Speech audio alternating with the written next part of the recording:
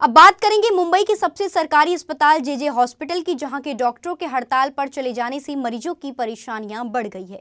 जेजे अस्पताल के रेजिडेंट डॉक्टरों ने अचानक सामूहिक अवकाश आंदोलन शुरू कर दिया है, जिससे मरीजों की देखभाल प्रभावित हुई है। एमएआरडी यूनियन ने रेजिडेंट डॉक्टरों के इस सामूहिक अवकाश आंदोलन का समर्थन किया है।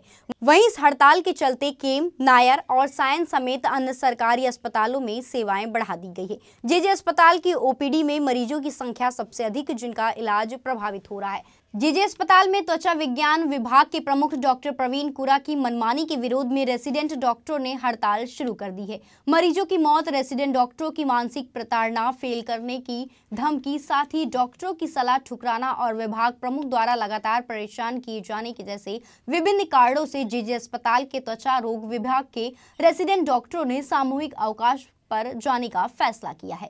डॉक्टर ने कहा कि डॉक्टर प्रवीण कुरा के खिलाफ कार्रवाई करने की मांग को लेकर कई बार शिकायत की गई, लेकिन उनकी मांगें लगातार अनदेखा किया जा रहा है।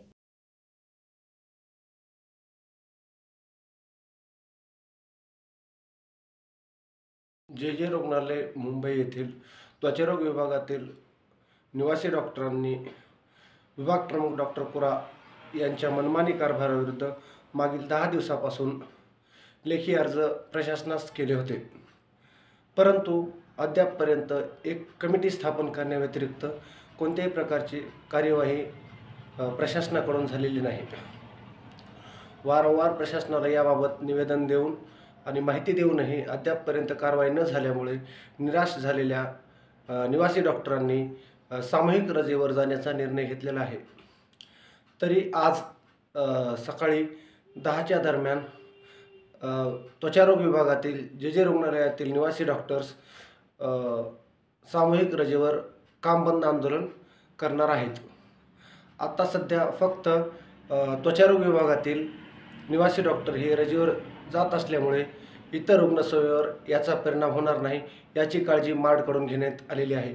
तरी प्रशासनाला मी आवाहन करतो की प्रशासनाने लवकरात लवकर कारवाई करून डॉक्टर कुरा यांच्या जागी नवीन विभाग प्रमुख यांची नियुक्ती करावी व विद्यार्थ्यांवर होणाऱ्या अन्यायाला वाचा फोडावी।